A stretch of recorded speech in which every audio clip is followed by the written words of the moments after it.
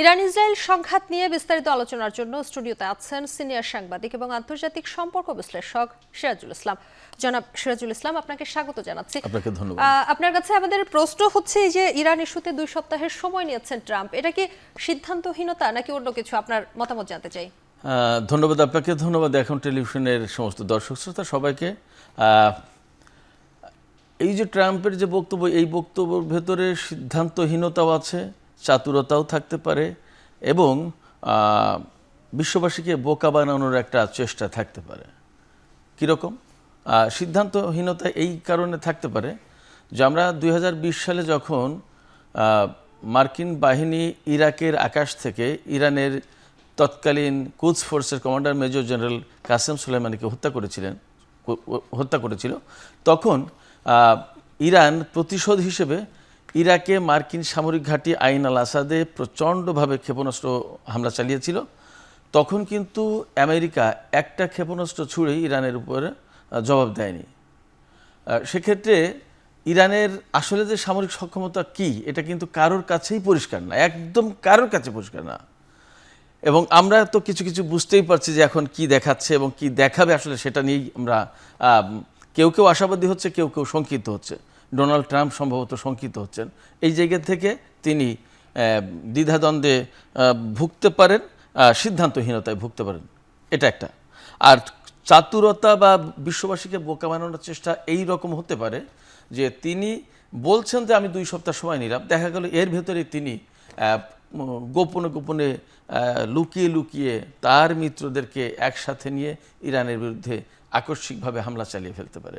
অর্থাৎ ইরানকে এই মেসেজ দেয়া যে আমরা হামলা করছি না, আমরা জড়াচ্ছি না, বাট দেখা গেল এই কথা বলে ইরানকে আশ্বস্ত করে বা তাকে শান্ত রেখে সে কাজটা করে ফেলল। তাহলে এই ছলাকলার ভিড়ে ট্রাম্প যে চাতুরতার আশ্রয় নিচ্ছেন বা নিতে পারেন বলে একটি শঙ্কা প্রকাশ করা হচ্ছে, এই চাতুরতার ভিড়ে আসলে তিনি এই কূটনৈতিক সমস্যার সমাধানে কতটা আগ্রহী বলে মনে করছেন? কূটনীতি ডোনাল্ড ট্রাম্পের সাথে যায় না, কখনোই না। তিনি যখন 2017 সালে প্রথম ক্ষমতা এসেছিলেন তখনও কূটনীতির ধার ধারেনি, এখনও কূটনীতির ধার ধারছেন না, ধারবেন না। তিনি যা করতে চান সেটা টাকা এবং শক্তি, এই দুটো জিনিস তিনি বোঝেন। এবং তিনি মনে করেন যেহেতু তিনি আমেরিকার প্রেসিডেন্ট, আমেরিকা বিশ্বের 1 নম্বর শক্তি, সামরিক দিক দিয়ে, অর্থনৈতিক দিক দিয়ে, প্রযুক্তির দিক দিয়ে, তাদের ভাষায় বা তাদের চিন্তায়, তাদের মনোযোগতে এটাই প্রতিষ্ঠিত। সে কারণে তিনি মনে করেন সমস্ত সব কিছু শক্তি দিয়ে অর্জন করা যাবে। যেটা শক্তি দিয়ে অর্জন না করা যাবে সেটা টাকা দিয়ে, অর্থ দিয়ে করা যাবে, সেই চেষ্টা করেন তিনি। কখনো কূটনীতির ধার ধারেন না। কূটনীতির ধার যদি ধারতেন তিনি, 2015 সালে ইরানের সাথে 6 জাতি গোষ্ঠীর চুক্তি হয়েছিল এবং তার নেতৃত্বে ছিল আমেরিকা। এবং যখন প্রুভড হয়েছিল যে ইরানের পরমাণু কর্মসূচি শান্তিপূর্ণ, তখনই কিন্তু শুধুমাত্র 6 জাতি গোষ্ঠী ইরানের সাথে চুক্তি করেছিল। সেই চুক্তি তিনি ক্ষমতা এসে একদম সাথে সাথে মুহূর্তের ভিতরে ছুঁড়ে ফেলেছিলেন এবং ইরানের উপরে আগের চেয়ে বেশি নিষেধাজ্ঞা আরোপ করেছিলেন, আপনারা সবাই জানেন। আবার একইভাবে এইবার যখন ক্ষমতা এসেছেন, তিনি রাশিয়া ইউক্রেন যুদ্ধ বন্ধের চেষ্টা করছেন। আমি তখনই বলেছিলাম, যখনই ট্রাম্প ক্ষমতা ছিল তখনই বলেছিলাম যে ইউক্রেনে তার একটা নীতি হবে আর গাজা, মধ্যপ্রাচ্য, ইরান এই দিক তার আলাদা আর একটা নীতি হবে। তিনি এখানে শুধুই মাত্র সামরিক শক্তির নীতি গ্রহণ করেন, তিনি কূটনীতির কোনো নীতি গ্রহণ করছে না। ইরানের সাথে যে আলোচনা চলছিল, পরোক্ষ আলোচনা, পরমাণু ইস্যুতে যে আলোচনা চলার ভেতরেই ইসরায়েল হামলা চালিয়েছে, ইসরায়েলকে গ্রিন সিগন্যাল দিয়েছেন ট্রাম্প। অতএব তিনি যদি কূটনৈতিক পন্থা অনুসরণ করতেন তাহলে ইসরায়েলকে এই সিগন্যাল দিত না। ফলে তিনি কূটনীতির ধার ধারেন না, কূটনীতি তিনি বোঝেন না, কূটনীতির সাথে ট্রাম্প যান না। ইরানের এই যে অব্যাহত রয়েছে ক্ষেপণাস্ত্র হামলা, এই হামলার কারণে কি ইসরায়েলের আকাশ প্রতিরক্ষা ব্যবস্থা যেটি রয়েছে সেটি কিছুটা দুর্বল হয়ে পড়ছে এবং সেই প্রসঙ্গেই ট্রাম্পের এই আগমন কিনা? শুধু কিছুটা না, ইসরায়েল যে কতটা দুর্বল হয়েছে সেটা ইসরায়েল জানছে।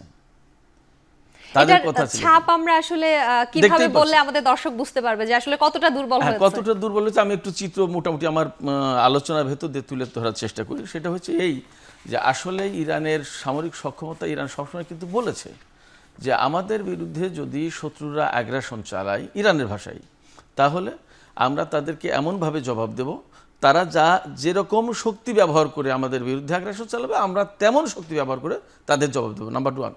নাম্বার 2 হচ্ছে যে ইসরায়েল সবসময় তার আয়রন ডোম, ডেভিড স্লিং আরও যে সমস্ত অ্যারো সম্ভবত অ্যারো 1 অ্যারো 2 ডিফেন্স সিস্টেম আছে, এই সমস্ত নিয়ে খুবই গর্বিত ছিল। বাট এবং আমেরিকা তো তাদের থার্ড এবং পেট্রিয়ট ক্ষেপণাস্ত্র ডিফেন্স সিস্টেম এগুলো নিয়ে খুবই গর্বিত ছিল। কিন্তু ইরান যখন পার্সিয়ান গালফের আকাশ থেকে গ্লোবাল হক ড্রোন, 2020 সালের গল্প এটা, গ্লোবাল হক ড্রোন এটা ছিল আমেরিকার লেটেস্ট এবং স্টেলথ ড্রোন। এই ড্রোন যখন ভূপাতিত্ব করে সিঙ্গেল শটে, তখন কিন্তু আমেরিকার একটা হুঁশ হয়ে যায় যে ইরানের ব্যবস্থাটা তো অন্যরকম। এরপরে যখন আইন আল আসাদ ঘাঁটিতে যখন ইরান হামলা চালায় এবং কোনো প্রোটেকশন দিতে পারেনি মার্কিন বাহিনী, ঘাঁটিটা উড়িয়ে গেছে শুধুমাত্র, তখন কিন্তু আমেরিকার আরেকটু হুঁশ হয়েছে। তখন আমেরিকা ইসরায়েলের কাছ থেকে আয়রন ডোম নিয়েছিল।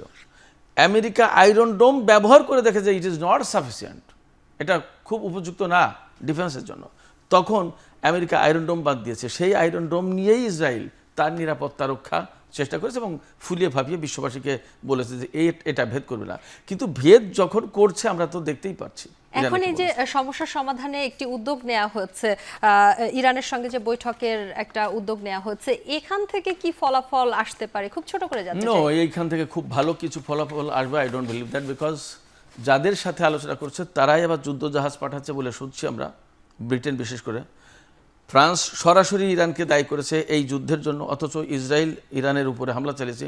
ইসরায়েলের পরমাণু কর্মসূচি থাকতে পারে কিন্তু ইরানের থাকবে না, ইসরায়েলের হাতে পরমাণু বোমা থাকতে পারে কিন্তু ইরান শান্তিপূর্ণ কর্মসূচিটুকুও পালন করতে পারবে না। এই যখন যাদের নীতি হয় এবং জার্মানি অন্ধভাবে ইসরায়েলকে সাপোর্ট দিচ্ছে, ইসরায়েল ব্রিটেন এবং ফ্রান্সের সাথে আপনার ইউরোপে বৈঠক হচ্ছে, তো এই তিন দেশই অন্ধভাবে ইসরায়েলকে সাপোর্ট দিচ্ছে এবং ইরানের বিরোধিতা করছে এবং ইরানকে হুমকি দিচ্ছে এবং তার বিরুদ্ধে যুদ্ধের প্রস্তুতি নিচ্ছে। তখন তাদের সাথে আলোচনা করে কিভাবে সমাধান আসবে, I don't believe that. Sirajul Islam, আপনাকে অসংখ্য ধন্যবাদ আমাদের সঙ্গে স্টুডিওতে যুক্ত হওয়ার জন্য। আপনি আমাদের সাথে থাকবেন, আমরা নিশ্চয়ই আবারও আপনার সঙ্গে কথা বলবো। ইরানে হামলা না চালালে ক্ষমতাচ্যুত হওয়ার আশঙ্কা ছিল ইসরায়েলি প্রধানমন্ত্রী বেনিয়ামিন নেতানিয়াহুর। বিশ্লেষণধর্মী প্রতিবেদনে আল জাজিরা বলছে, ইরান ইসরায়েল সংঘাতের জেরে দেশের রাজনৈতিক ঐক্য ফিরিয়ে আনতে সক্ষম হয়েছেন তিনি। ধামাচাপা দিয়েছেন গাজা যুদ্ধে বর্তমান প্রশাসনের ব্যর্থতাগুলোকেও। জাতিগত চেতনা উস্কে দিয়ে থামিয়েছেন সরকার বিরোধী বিক্ষোভও। আরো জানাচ্ছেন সতীর্থ কর্মকার। ইসরায়েলি প্রধানমন্ত্রী বেনিয়ামিন নেতানিয়াহু মূলত যুদ্ধবাজ নেতা হিসেবে আলোচিত সমালোচিত হলেও কূটনীতির জটিল খেলায় হেভিওয়েট নেতাদের টেক্কা দিতে পারেন এই রাষ্ট্রপ্রধান। একদিকে ইরানের পরমাণু স্থাপনায় হামলা করে আগ্রাসনের শিকার ফিলিস্তিনিদের ওপর থেকে নজর সরাচ্ছেন বিশ্বের, ধামাচাপা দিচ্ছেন জিম্মিদের ফিরিয়ে আনার বিষয়ে তার প্রশাসনের ব্যর্থতাও। অন্যদিকে ইসরায়েলে নেতানিয়াহুর পতনের দাবিতে যে সরকার বিরোধী আন্দোলন, চলমান সংঘাতে বাধা পড়েছে তাও। বিশ্লেষকরা বলছেন, মধ্যপ্রাচ্যে যুদ্ধ জিইয়ে রাখা ছাড়া আর কোনো পলায়ন সূত্র নেই ইসরায়েলি প্রধানমন্ত্রীর হাতে। নিজ দেশে দুর্নীতির মামলা আর আন্তর্জাতিক অপরাধ আদালতের পরোয়ানা থাকায় সেফ এক্সিটও খোলা নেই নেতানিয়াহুর সামনে। চলতি মাসে 7 দিনেরও কম সময়ের ব্যবধানে 2 বার অনাস্থা ভোটের কারণে অনিশ্চিত এক ভবিষ্যতের মুখোমুখি হয়েছিলেন নেতানিয়াহু। সবশেষ ভোটাভুটি হয় ইরানের ভূখণ্ডে ইসরায়েলি হামলা শুরুর ঠিক আগের দিন বৃহস্পতিবার। 11 ঘন্টা আলোচনার পর নেতানিয়াহু অতি ডানপন্থী নেতাদের সঙ্গে চুক্তি করতে রাজি না হলে সেদিনই ভেঙে যেত ইসরায়েলি পার্লামেন্ট, ডাকা হতো নির্বাচন। কিন্তু তার পরদিনই ইরান ইসরায়েল পাল্টাপাল্টি সংঘাতের জেরে আবারও রাজনৈতিক ঐক্য ফিরেছে দেশটিতে। সবশেষ গেল সোমবার দেশটিতে বসবাসরত ফিলিস্তিনি নাগরিকদের নেতৃত্বাধীন দলগুলো আবারও নেতানিয়াহুর বিরুদ্ধে অনাস্থা প্রস্তাব আনলে তা আমলে নেয়নি কোনো পক্ষই। আল জাজিরার বিশ্লেষণ বলছে, ইসরায়েলে আচমকাই পাল্টে গেছে মূলধারার রাজনীতি। জনসমর্থন থাকলেও যুদ্ধের কারণে নেতানিয়াহুকে বাগে আনতে পারেননি বিরোধীরা। উল্টো 2 দশক ধরে ইরানের সঙ্গে যুদ্ধ বাঁধানোর যে তীব্র বাসনা প্রকাশ করে আসছেন ইসরায়েলি প্রধানমন্ত্রী, সেই যুদ্ধ দিয়েই সরকার বিরোধীদের দমাতে শুরু করেছেন নেতানিয়াহু। অথচ গেল সপ্তাহেই এই পরিস্থিতি ছিল পুরো উল্টো। গাজায় বিরতিহীন অভিযান ও আগ্রাসনের জেরে বিশ্বজুড়ে সমালোচনার পাশাপাশি নানা দিক থেকে চাপের মধ্যে ছিলেন ইসরায়েলি প্রধানমন্ত্রী ও তার জোটের নেতারা। গাজায় নিয়োজিত সেনা সদস্য, এমনকি ইসরায়েলি সাধারণ মানুষ, সবার মধ্যেই ভর করেছিল অজানা এক অনিশ্চয়তা। অথচ ইরানের উপর যুদ্ধ চাপিয়ে দিয়ে সেই অনিশ্চয়তাকে আত্মবিশ্বাস বানিয়ে ছেড়েছেন নেতানিয়াহু। সোমবার দেশটির স্থানীয় গণমাধ্যম চ্যানেল 14-এর একটি জরিপে প্রচার করা হয়েছে, ইরানের সঙ্গে সংঘাতে জড়ানোর পর অপ্রতিরোধ্য সমর্থন আদায় করে নিয়েছেন নেতানিয়াহু। এমনকি পত্রিকার বিশেষ সম্পাদকীয় ও সংবাদ প্রচারেও নেতানিয়াহুর প্রতি সমর্থন আদায় মরিয়া দেশটির প্রথম সারির গণমাধ্যমগুলো। সতীর্থ কর্মকার, এখন বিশ্ব। আরএফএল ওয়াটার পাম্পের অটো থার্মাল টেকনোলজি, যা বেশি হিটে নষ্ট হয় না, শতভাগ মসৃণ, ব্রাশ ইম্পেলার নিশ্চিত করে অধিক পানির flow. RFL water pump on করলে পানির তুফান। আবারও ফিরছি আলোচনায়। স্টুডিওতে আছেন সিনিয়র সাংবাদিক এবং আন্তর্জাতিক সম্পর্ক বিশ্লেষক সিরাজুল ইসলাম। জনাব সিরাজুল ইসলাম, আপনার সঙ্গে আলোচনা হচ্ছিল এবং আলোচনার এই পর্যায়ে জানতে চাই ইসরায়েলের বর্তমান অবস্থাকে আপনি কেমন ভাবে দেখছেন। সেই সঙ্গে আরেকটি বিষয় ছোট করে জানতে চাই, সেটি হচ্ছে তেল আবিবের এখান থেকে সরে আসার কোনো সুযোগ আছে কিনা আসলে এখন যে অবস্থায় তারা রয়েছে। ইসরায়েলের বর্তমান অবস্থাকে আমরা যেভাবে দেখতে পারি এই মুহূর্তে, সেটা হচ্ছে যে এই যে প্যাকেজটাই গেল, যে জাতিগত সংহতি তিনি সৃষ্টি করতে পেরেছেন এবং গাজা যুদ্ধের ব্যর্থতা তিনি ধামাচাপা দিতে সক্ষম হয়েছে, এই দুটো বিষয় কথার সাথে আমি দ্বিমত পোষণ করি। গাজা যুদ্ধের ব্যর্থতা তিনি মোটেই ধামাচাপা দিতে পারেননি এবং আপাতত এই যুদ্ধের ভেতরে তার বিরুদ্ধে কে বিক্ষোভ মিছিলে যাবে? যুদ্ধটা থামুক না, দেখবেন তার বিরুদ্ধে কত বড় বিক্ষোভ এবং সমাবেশ হয়। আচ্ছা, এছাড়া তিনি জাতিগত সংহতি বা জাতীয় ঐক্য এগুলো কোনো কিছুই ফেরাতে পারেনি, বিকজ এই যুদ্ধ শুরুর দ্বিতীয় দিনেই সম্ভবত ইসরায়েলের অভ্যন্তরীণ গোয়েন্দা সংস্থার প্রধান শিনবেদ, যেটা অভ্যন্তরীণ গোয়েন্দা সংস্থা, তার প্রধান পদত্যাগ করেছেন এই যুদ্ধের প্রতিবাদে, বা গাজা যুদ্ধ ঠেকাতে পারেনি এরকম। তার মানে এই যুদ্ধের ভেতরে এবং সেখানে প্রচণ্ড রকমের রাজনৈতিক টানাপোড়েন আছে। কোনো মতেই এই মুহূর্তে যুদ্ধের ভেতরে আর কী করবে? কিছুই তো করার নেই। যার কারণে মানে এই যুদ্ধ থামলে, কোনোভাবেই যুদ্ধটা থামলে এই নেতানিয়াহুর কপালে জেল এবং কারাদণ্ড আছে। এই যুদ্ধে আমি আরেকটু বলি এখানে, যেটা বলছিলেন যে এই যুদ্ধ থেকে পেছনে ফিরে আসার কোনো সুযোগ আছে কিনা ইসরায়েলের, না, পেছনে ফিরে আসার সুযোগ নেই। এই কারণে আমি শুধু ইসরায়েলের না, এটা ইরানেরও নেই। এখন যে দুটো পক্ষ যুদ্ধে জড়িত, এই দুটো পক্ষের একটারও আর পেছনে ফিরে আসার সুযোগ নেই। তারা পয়েন্ট অফ নো রিটার্নে পৌঁছে গেছে। কারণ ইসরায়েলের অস্তিত্বের প্রশ্ন, তার মান সম্মানের প্রশ্ন, তার প্রভাব প্রতিপত্তি ধরে রাখার প্রশ্ন, অ্যাট দ্য সেম টাইম ইরানেরও একই কথা। সেক্ষেত্রে কেউ আর পিছিয়ে আসার মতো কোনো পরিস্থিতি নেই। আমি সবসময় বলছি, শুধুমাত্র এই যুদ্ধ থামতে পারে যদি কিনা খুবই প্রভাবশালী, আন্তর্জাতিক অঙ্গনে খুবই প্রভাবশালী কোনো দেশ শক্তি যদি এগিয়ে আসে। সেটা হতে পারে ইউরোপীয় ইউনিয়ন, হতে পারে চীন এবং রাশিয়া, নট আমেরিকা। জনাব সিরাজুল ইসলাম, আপনার কথার পিছিয়ে আমি একটি প্রশ্ন করতে চাই। আপনি বলছিলেন যে তৃতীয় কোনো দেশ যদি ভূমিকা রাখে, আমি সেই প্রসঙ্গে আসতে যাচ্ছি। রাশিয়া, চীন কিংবা উত্তর কোরিয়া এখানে কিভাবে ভূমিকা রাখতে পারে? তারা কি সরাসরি অংশগ্রহণ করতে পারে? আপনার ধারণাটি কি এ বিষয়ে? আমার ধারণা না, বাস্তবতা যেটা সেটাই আমি বলি। আমার ধারণা দিয়ে এই ঘটনা চলবে না।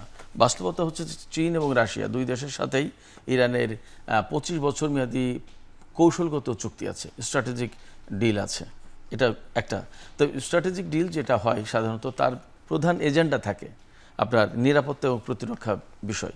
তো ইরান, রাশিয়া এবং চীনের সাথে এই কৌশলগত যেহেতু চুক্তি সই করেছে, ফলে তাদের সাথে আলাদা মিত্রতা রয়েছে, যে মিত্রতা আমেরিকার সাথে রাশিয়া বা চীনের নেই। এটা একটা দিক। সেই জায়গা থেকে ইরান, রাশিয়া এবং চীনের সমর্থন পাচ্ছে বা পাবে, এটা আমরা বলতে পারি, নাম্বার 1। নাম্বার 2 হচ্ছে যে উত্তর কোরিয়া, আমার কাছে একটু হাসি পাচ্ছে বলবো, আসলে উত্তর কোরিয়া এখানে ম্যাটার না। উত্তর কোরিয়ার সাথে আজকে এই সংঘাতের এখনও পর্যন্ত তেমন কোনোই সম্পর্ক তৈরি হয়নি। আজকে আমাদের বাংলাদেশের মিডিয়াতে অনেক জায়গায় খুব দেখছি হাইপ তুলেছে যে উত্তর কোরিয়া 9টি ক্ষেপণাস্ত্র ছুঁড়েছে, 11টি ক্ষেপণাস্ত্র ছুঁড়েছে। ওই ক্ষেপণাস্ত্র ছোড়ার সাথে ইরান ইসরায়েলি সংঘাতের আসলে কোনো সম্পর্ক নেই এবং এমন কোনো ঘোষণা উত্তর কোরিয়ার পক্ষ থেকে আসেনি এখনও পর্যন্ত যে তারা এই যুদ্ধে ইরানের পক্ষে দাঁড়াচ্ছে বা তারা যুদ্ধজাহাজ পাঠাচ্ছে বা তারা অস্ত্র পাঠাচ্ছে। এবং ইরান কারো কাছে চায়ওনি। যুদ্ধ 1 সপ্তাহ পার না হতে যদি ইরান অন্যের কাছে অস্ত্র চাই, সামরিক সহায়তা চাই, তাহলে ইরান এতদিন কী প্রস্তুতি নিয়েছে? আসলে আমরা ইরানের সামরিক সক্ষমতা সম্পর্কে ধারণাই রাখি না এবং ইরানের হাতে যে কি আছে তার এখন আমরা অনেক কিছু দেখিনি। সেক্ষেত্রে আমরা যা ভাবছি রাশিয়া, উত্তর কোরিয়া, চীনের জড়িয়ে যাওয়ার বিষয়টা, এই প্রশ্ন এখনই আসছে না।